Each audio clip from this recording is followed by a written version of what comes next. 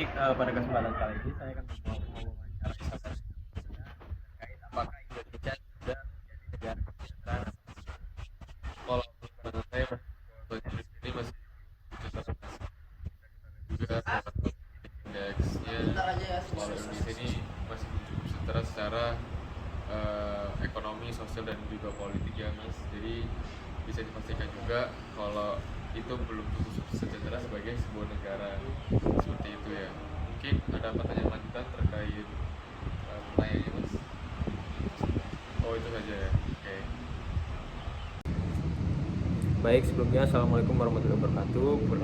Perkenalkan nama saya Benjamin Prasetyo dengan NIM 2023 101103111106. Pada kesempatan kali ini saya akan mewawancarai aktivis dari Lembaga Semi Otonom Forum Dinamika Mahasiswa. Nah, untuk topik kali ini saya akan bertanya mengenai apakah Indonesia ini negara kesejahteraan atau bukan dari sudut pandang aktivis Forum Dinamika Mahasiswa. Jadi menurut saudara Raja bagaimana?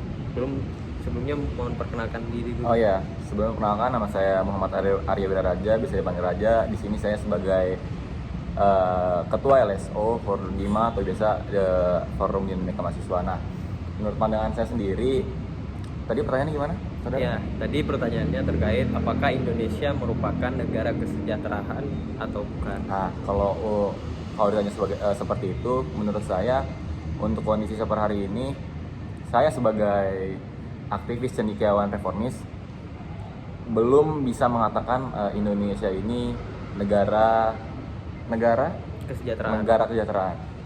Karena kenapa? Karena yang saya lihat untuk beberapa tahun terakhir itu banyak oknum-oknum polisi atau pejabat-pejabat yang memang itu semuanya memerlukan duit. Negara Indonesia bisa dibilang sejahtera apabila semua rakyatnya ini sudah tidak mengalami kemiskinan atau masyarakatnya saling gotong royong atau saling membantu. Mungkin menurut saya seperti itu sih. Baik, terima kasih. Warahmatullahi wabarakatuh. Perkenalkan, nama saya Benjamin Prasetyo dengan NIM 2023 101103111106. Baik, pada kesempatan kali ini saya akan mewawancarai saudara di samping terkait dengan apakah Indonesia sudah menjadi negara kesejahteraan atau belum. Mungkin dari pandangan daripada saudara ini seperti apa? Tentunya kalau kita berbicara terkait kesejahteraan, terlebih lagi ngomongin ibu negara, kita mengacu pada Undang-Undang 1945. Secara definisi, Undang-Undang 1945 mendefinisikan bahwasannya kurang lebih kesejahteraan bukan hanya tentang angka pertumbuhan ekonomi, betul toh? Tapi berkenaan dengan kesejahteraan sosial, pemerataan, kemudian dan lain-lainnya. Nah, kalau kita golongkan terkait hal itu, poin-poinnya, yang pertama kita berbicara terkait kesetaraan dalam arti demokrasi secara ekonominya juga. Undang-Undang 1945, saya lupa pasalnya berapa, kurang lebih mengamanatkan bahwasannya setiap perekonomian itu dikelola secara kekeluargaan serta disusun demi kepentingan rakyat. Tapi dewasa ini, kalau kita melihat secara praktik di lapangan untuk hari ini, tentunya hanya orang-orang yang memiliki kekuasaan saja atau elit-elit saja yang yang mengelola terkait ekonomi, entah itu tambang dan segala macam. Terus yang kedua, problem yang kedua menurut saya berkenaan dengan akses pendidikan. Dalam amanat undang-undang, pendidikan itu negara diwajibkan untuk memberikan pendidikan yang layak bagi masyarakatnya dan kesehatan yang layak bagi masyarakatnya. Tapi secara faktanya, negara-negara yang tertinggal ini masih banyak yang belum mengenyam pendidikan yang secara adil gitu. Terus masih banyak juga pungli-pungli di area-area sekolahan yang kemudian tidak diawasi oleh pemerintah dengan baik. Kemudian kita berbicara pada poin selanjutnya, yakni berkenaan dengan kesejahteraan sosial. Pada amanat undang-undang, negara ini diwajibkan untuk memelihara fakir miskin dan memelihara anak-anak yang terlantar. Kalau kita berbicara faktanya lagi, kita tidak sesuai dengan apa yang undang-undang amanatkan.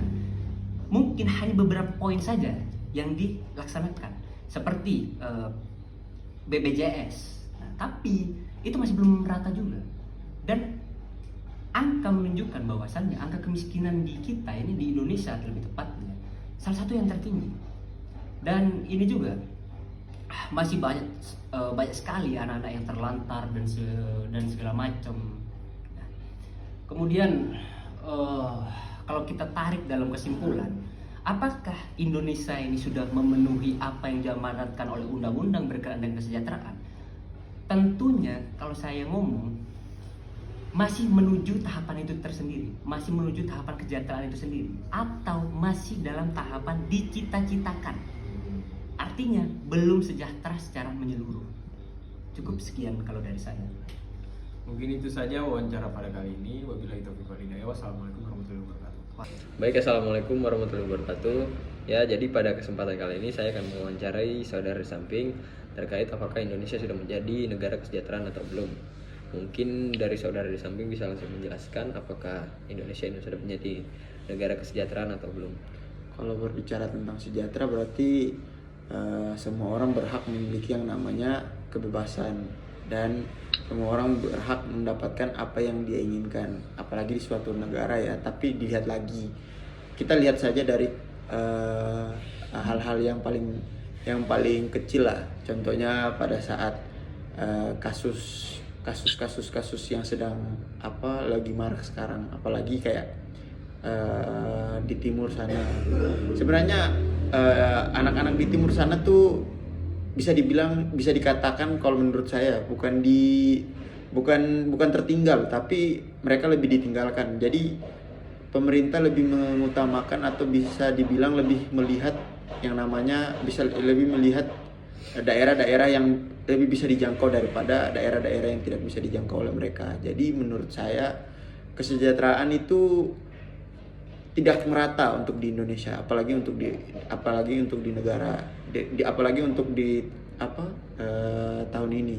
Karena saya melihat bahwa masih banyak orang-orang di daerah sana dan di daerah sini saja yang masih bisa dikatakan belum merasakan apa yang menjadi hak-hak yang sudah dijanjikan oleh mereka. Contohnya seperti kayak BPJS. Pokoknya hal-hal sekecil itu saja masih belum bisa dikatakan sudah tuntas, sudah diselesaikan oleh negara. Jadi menurut saya sejahtera yang benar-benar sejahtera itu belum ada di Indonesia, apalagi untuk saat ini. Mungkin itu saja dari saya. Terima kasih. Baik, terima kasih atas pendapat yang telah disampaikan. Kurang lebihnya saya dan saudara di samping saya ini mohon maaf. Wabillahi taufiq wal hidayah. Wassalamualaikum warahmatullahi wabarakatuh. Kamsya.